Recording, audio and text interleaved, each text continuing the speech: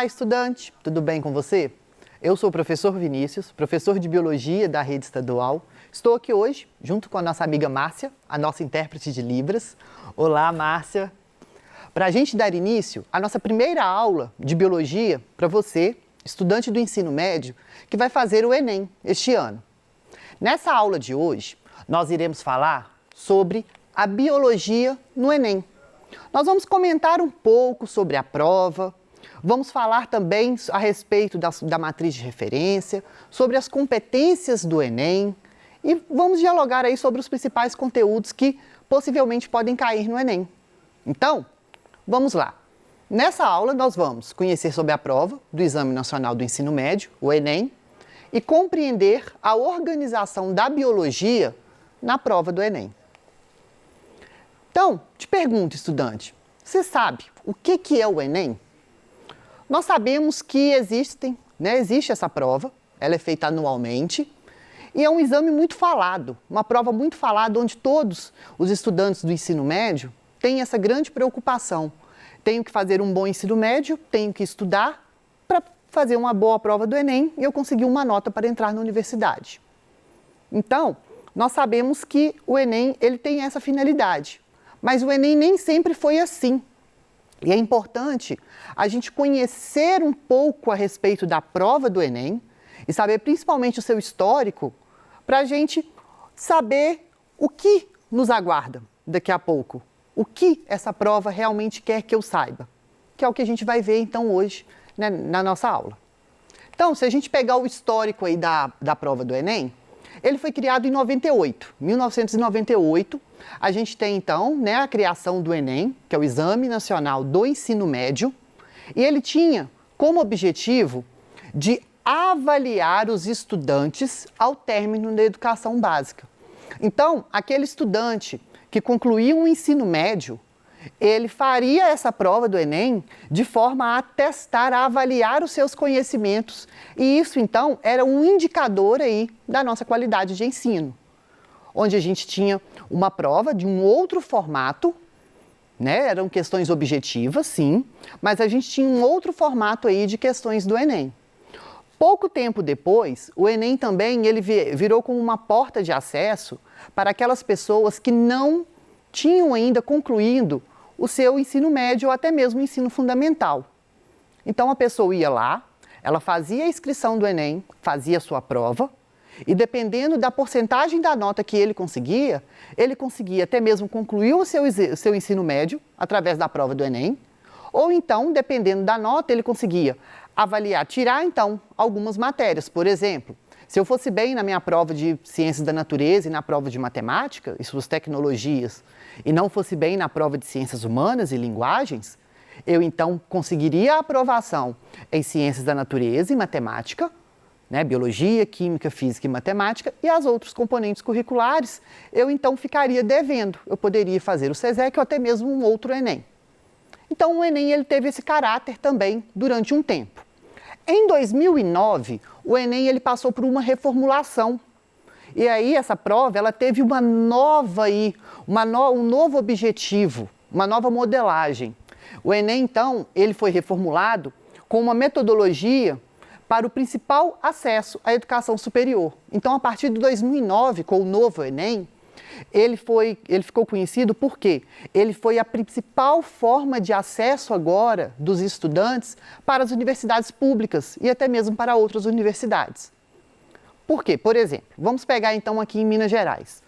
Antes, se eu quisesse estudar na Universidade Federal de Minas Gerais, a UFMG, eu faria o meu vestibular, faria a primeira etapa, a segunda etapa, e aí então, se eu fosse aprovado, eu me matricularia então na universidade. Com o novo Enem, o que acontece?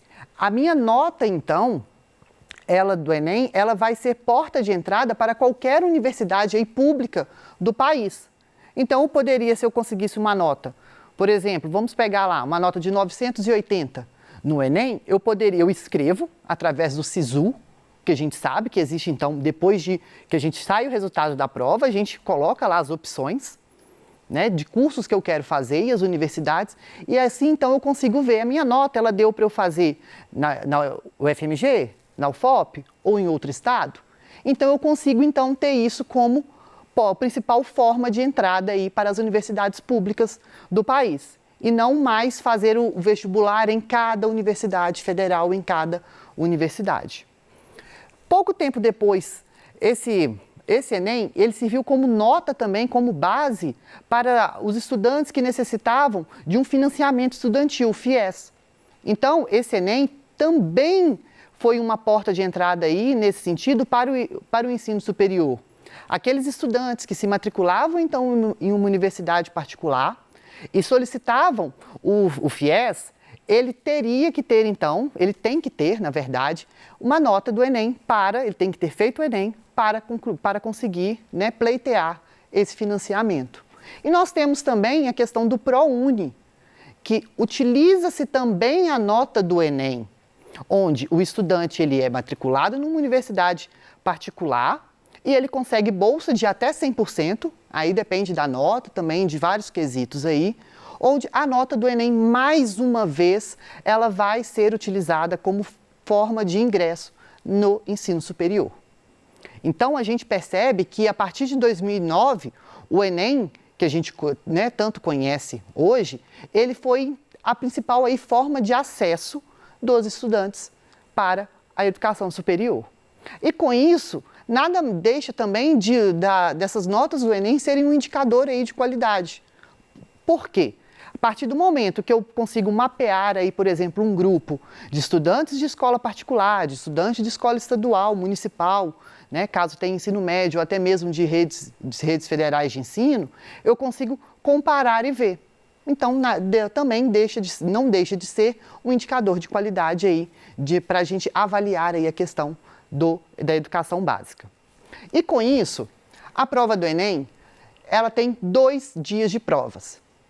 Hoje, né, vamos falar por esse ano, que pode ser que mude, né? Com certeza não vai mudar, mas pode ser que mude. Mas, até então, a gente sabe que a prova do Enem, ela é constituída de 2 dias de prova, onde nós temos questões aí que vão abranger as 4 áreas de conhecimento: linguagens e suas tecnologias, matemática e suas tecnologias, ciências humanas e suas tecnologias e ciências da natureza e suas tecnologias. Então, nós temos essas 4 áreas de conhecimento aí, onde nós vamos ter questões objetivas, totalizando um total aí de 180 questões, divididos aí em média 45, né? Divididos em média não, 45 por cada área de conhecimento. E com isso, além dessas 180 questões que são distribuídas nesses 2 dias de prova, nós temos aí a prova de redação, que vai avaliar também você, estudante, aí na área de linguagens. Então, nós temos uma prova objetiva e uma prova, né, discursiva, que no caso vai ser a redação aí. Nesse sentido, nós temos, primeiro dia de prova, a gente tem prova de linguagens e suas tecnologias, ciências humanas e suas tecnologias, totalizando aí 90 questões, mais a redação. No segundo dia de prova, nós temos a prova de ciências da natureza e suas tecnologias e matemática e suas tecnologias, totalizando aí também mais 90 questões, 180 questões total. Antes, a prova do Enem, ela era dividida em um final de semana. Então, o estudante ele ia no sábado, fazia sua prova, no domingo fazia sua prova. Hoje, nós temos aí, então, o estudante vai um domingo, faz a sua prova do primeiro dia, e no outro final de semana, o estudante vai e faz a sua prova também. Então, nós temos aí 2 finais de semana, 2 domingos. Geralmente, a prova do Enem ela é aplicada na última semana, nos últimos finais de semana aí do mês de novembro. E com isso, nós vamos conhecer então como que está essa prova de ciências da natureza. O que eu tenho que estudar então para essa prova do Enem? O que vai cair aí na minha prova de ciências da natureza? Primeiro, a gente sabe que a prova do Enem, ela não é uma prova de conteudista do meu componente curricular. Como assim, Vinícius? Eu não vou estudar, eu não vou fazer uma prova do Enem onde eu vou fazer uma questão de biologia, uma questão de inglês, uma questão de física, uma de história. Eu vou fazer a prova de linguagens, a prova de matemática e suas tecnologias, a prova de ciências humanas e de ciências da natureza. Então, a prova ela vai avaliar os meus conhecimentos da minha área de conhecimento. nós sabemos então que a biologia, ela vai estar incluída aí, um dos 3 componentes curriculares que vai compor a área de ciências da natureza, juntamente com a química e com a física. E com isso, eu necessito, Vinícius, de estudar e de saber todos os conteúdos da área de ciências da natureza, de biologia, de química e de física. É interessante a gente ter uma base, né? Nós temos que saber os conceitos, nós temos que ter a base. Mas nós temos aí, para nos auxiliar, uma coisa chamada de matriz de referência. O que vai ser isso? Então, antes da gente falar da matriz, igual da prova, são 45 questões objetivas, mescladas aí mais ou menos 15, 15, 15, biologia, física e química, onde nós vamos ter a questão lá da matriz de referência do Enem, que eu coloquei até aqui para vocês o endereço para vocês baixarem essa matriz, caso vocês queiram, né, ter conhecimento dela, analisar e ver quais as competências e habilidades cobradas, que é super interessante a gente ver e analisar. Ela vai ter, então, distribuídas em como que essa matriz vai estar. Primeiramente, nós temos as questões de 5 eixos cognitivos, que vai ser comuns aí para todas as áreas de conhecimentos. Então, esses eixos cognitivos, eles são eixos que vão ser capazes, então, de fazer com que nós sabemos se o estudante ele saiba compreender alguns processos ali cognitivos, se ele sabe analisar, argumentar, comparar. Tá? Então, isso vai ser comum a todas as áreas. E ele vai ser muito utilizado também como critério de correção de redação, porque ali, o professor de língua portuguesa, né, que vai corrigir a redação, ele vai ter a capacidade de saber se o estudante realmente ele vai dominar aquele eixo cognitivo. E nós temos 8 competências diárias. Tá? Aqui agora, nas ciências da natureza, nós temos 8 competências diárias e um total de 30 habilidades aí. Então, se a gente for parar para pensar, dentro da área de ciências da natureza, nós vamos ter aí 30 habilidades entre biologia, química e física, distribuídas em 8 competências, que a gente vai conhecer aqui agora. Então, os eixos cognitivos são dominar as linguagens, compreender fenômenos, enfrentar situações problemas, que o Enem gosta muito de questão de situações problemas, construir argumentação e elaborar propostas. Então, a partir do momento onde a gente sabe dos eixos cognitivos, a gente já tem uma noção da prova do Enem. Por que a prova do Enem ela não vai cobrar, por exemplo, nome e função? O que é isso, o que é aquilo? O Enem ele não quer saber se você domina esse conceito. Ele quer saber se você consegue, a partir daquele conceito, você consegue, por exemplo, elaborar uma proposta, onde está lá na prova de redação, ou até mesmo numa prova de ciências da natureza, onde ele pode te dar uma situação, um problema, e a partir daí te dar algumas propostas e você vai avaliar qual que é a mais adequada para aquela questão. Então aí você já está enfrentando situações, problemas e até mesmo elaborando propostas. Então, a prova do Enem, ela é bem nesse sentido, ela não vai fugir do que domina, então, esses 5 eixos cognitivos. Quando a gente pega na área específica aí de ciências da natureza, das 8 competências, nós temos lá, então, a competência de área 1, onde nós vamos falar compreender as ciências naturais e as tecnologias a elas associadas, como construções humanas, percebendo seus papéis nos processos de produção e no desenvolvimento econômico social da humanidade. Então, aí nós podemos fazer várias aplicações aí, onde nós temos várias habilidades, eu não vou passá-las aqui, mas nós temos várias habilidades ali que vão fazer com que o estudante possa, então, compreender essas áreas aí da ciência e tecnologias associadas como construções humanas, percebendo seus papéis nos processos de produção, ou seja, nós temos ali muita questão da interferência do homem na natureza, né? Como que esse homem, né? Como que essa ação humana, então, ela pode, então, afetar esse meio ambiente. Quando nós vamos aqui para a competência de área número 2, nós vamos identificar a presença e aplicar as tecnologias associadas às ciências naturais em diferentes contextos. Então, ali eu vou ter, não necessariamente a ação do homem, mas eu vou ter ali diferentes tecnologias.